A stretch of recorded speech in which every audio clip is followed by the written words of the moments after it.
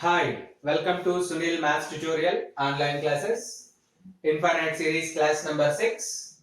In this class, we learn about limit comparison test and its proof.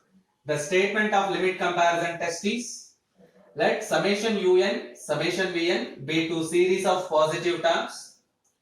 Both the series are series of positive terms such that limit n tends to infinity un by vn is equals to L, L belongs to R. Then there are two cases. First one is L not equals to 0 and second one is L is equals to 0. In case of L not equals to 0, both the series summation un and summation vn converge or diverge together. Means they behave alike. They have same nature. They are both convergent or divergent. If L is equals to 0, then you observe that if summation vn is convergent, means the denominator term is convergent, then only summation un is convergent. Observe that. I repeat the statement. Summation un, summation vn are two series of positive terms such that limit n tends to infinity un by vn is equals to L, where L belongs to capital R. Then we have two cases. One is L not equals to 0, and the second one is L equals to 0. If L not equals to 0, then both the series converge or diverge together. If L equals to 0 and summation Vn is convergent, then only summation Un is convergent. Let us prove this theorem now, which is very important one. Let us prove it now. Suppose let summation Un, summation Vn are two series of positive terms, such that limit n tends to infinity un by vn is equals to L, L belongs to capital R. The terms, positive terms means un greater than 0, vn greater than 0 for all n belongs to capital N. He given that both the series are positive. Means un greater than 0, vn greater than 0 for all n belongs to capital N. If both the terms are positive, then we conclude that un by vn is also greater than 0 for all n belongs to capital N. In general, it is positive. If the denominator is very large, then it becomes greater than or equals to 0. Or take it is 0, put limit n tends to infinity now. Limit n tends to infinity un by vn means as n tends to infinity, if the denominator is very large, then it becomes 0.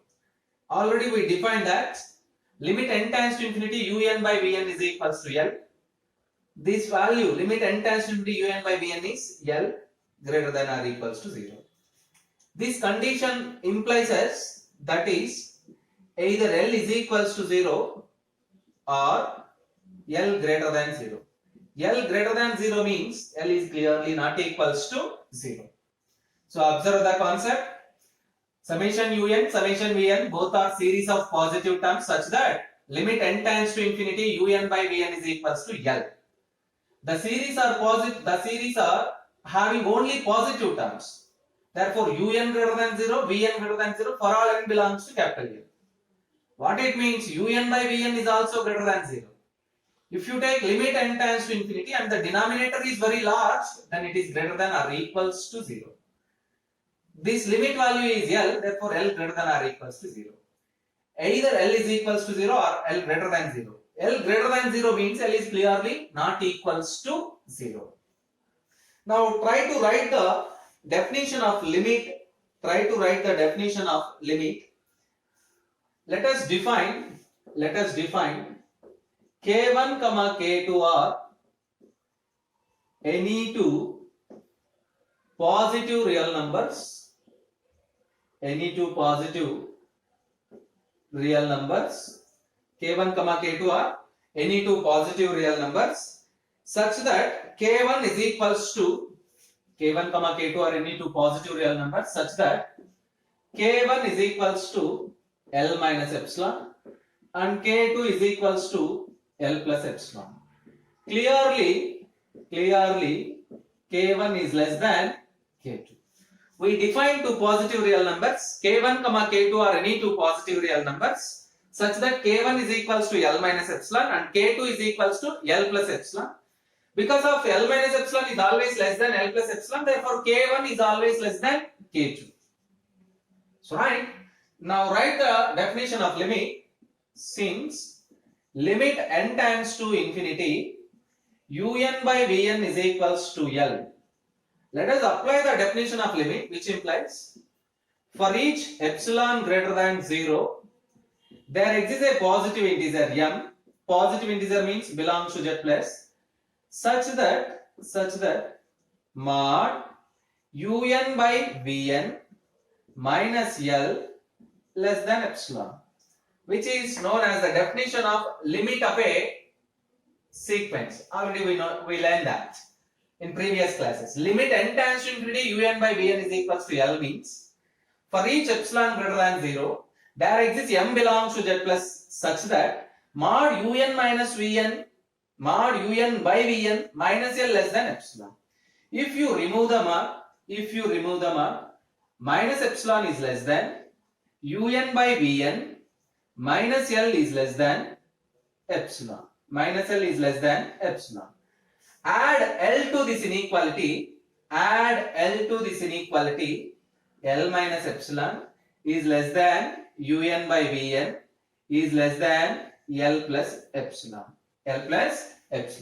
Right? We define that k1 and k2 are L minus epsilon and L plus epsilon. By using that definition, you can write the inequality as L minus epsilon is k1. L minus epsilon is k1 is less than un by vn is less than k2. All this definition holds for all n greater than or equals to m. Every inequality holds for all n greater than or equals to m. Multiply the whole inequality with vn. You get k1 vn less than un less than k2 vn, equation number 1. This holds for all n greater than or equals to m. Now we discuss the convergence and divergence of the series. In the statement we learned that if L not equals to 0, then both the series convergent or divergent together. Either convergent or divergent together. So take L is not equals to 0. Case 1. Take L is not equals to 0. Case 1. Suppose summation Vn is convergent. Summation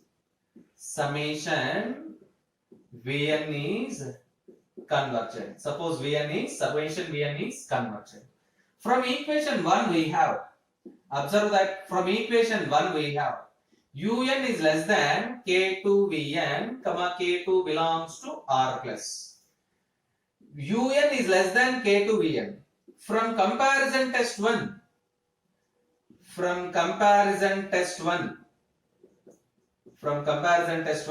and summation Vn is convergent. From comparison test 1 and summation Vn is convergent, then very clear summation un is also convergent. Observe this case 1. Summation Vn is convergent. We assume that suppose means we take that summation Vn is convergent. We prove that summation un is also convergent. Let us take case 2.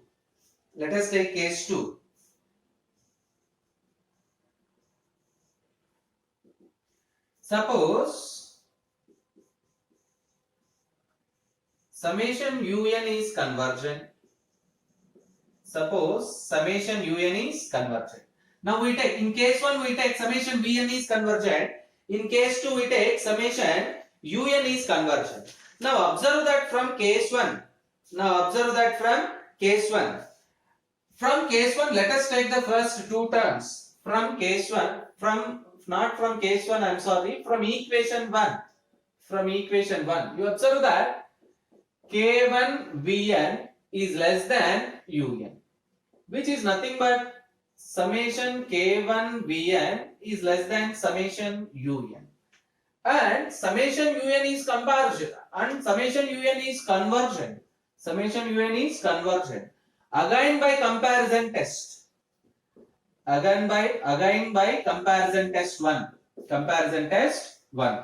You observe that if you use the comparison test 1 and summation Un is convergent, means the upper term is convergent, the upper series is convergent, automatically lower series also convergent.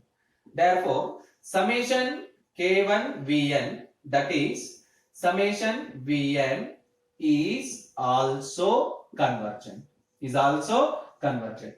Observe that from case 1 and case 2 you conclude that summation Vn convergent, then summation Un convergent, summation Un convergent, and then summation Vn is also convergent. So if L not equals to 0, then both the series convergent. If any one series is convergent. If Un is convergent, then Vn is also convergent. If Vn is convergent, then Un is also convergent. So let us check case number 3 and case number 4 also. Case 3. Suppose summation Un is divergent. Summation Un is divergent. Again from case 1, again from equation 1, not case 1, I am very sorry. Again from equation 1. We take that summation Un is divergent. Summation Un is divergent. From this portion of equation 1, Un is less than K2 Vn. Un is less than K2 Vn. Un is less than K2 Vn. You can write like this. K2 Vn is greater than Un is greater than 0.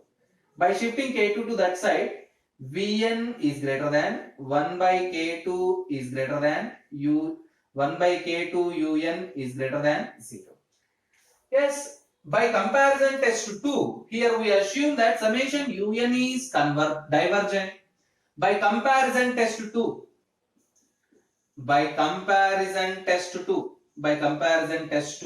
summation Vn is also divergent. Yes, absolutely. Summation Vn is also divergent. Yes, let us take case number 4. Case number 4.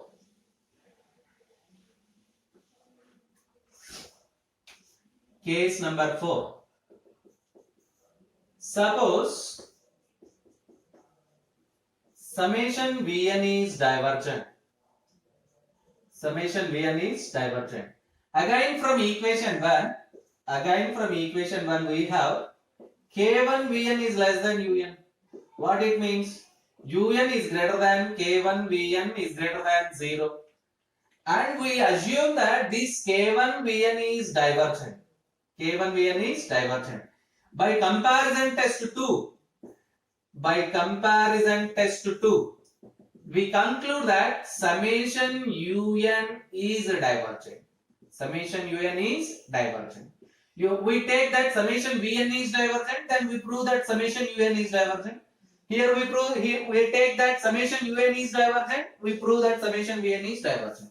Hence, from case 1, 2 and 3 and 4, from cases 1, 2, 3, 4, if L not equals to 0, then summation Un, summation Vn both converge or diverge together. You observe that from these 4 cases, we conclude that whenever L not equals to 0, then both the series convergent or divergent together. Yes, there is another point in limit comparison test, L equals to 0. Right, let us prove that case also, which is taken as case number 5. If L is equals to 0, then what happens?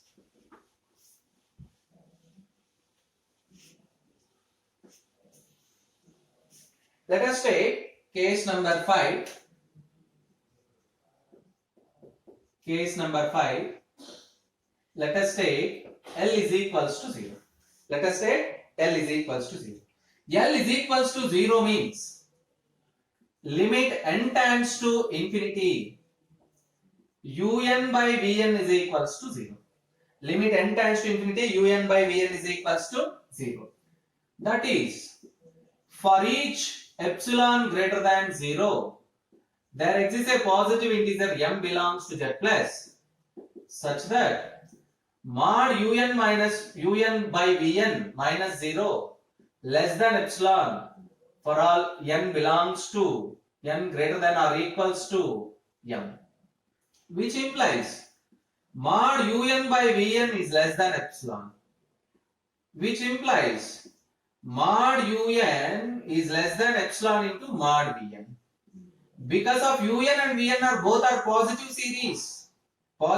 series of positive terms, Un is less than epsilon into Vn, which implies summation Un is less than epsilon into summation Vn. Now we take summation Vn is convergent. If summation Vn is convergent, now we have that sequence summation Un is less than epsilon into summation Vn, and the upper term is convergent again by comparison test. 1. Summation Un is convergent. Yes, if L is equals to 0 and if summation Vn is convergent, then summation Un is also convergent. Yes, this completes the proof of the limit comparison test. I repeat the statement again. If summation Un comma summation Vn are two series of positive terms such that limit n tends to infinity Un by Vn is equals to L, comma L belongs to capital R, then we have two cases. Either L is equals to 0 or L not equals to 0. If L not equals to 0, then both the series summation Un and summation Vn converge or diverge together. If L is equals to 0 and the denominator term summation Vn is convergent, then only summation Un is convergent. In the next classes, we solve the problems by using limit comparison test. Remember one fact: to apply the limit comparison test, you must know the behavior of one series, at least one series. That's all.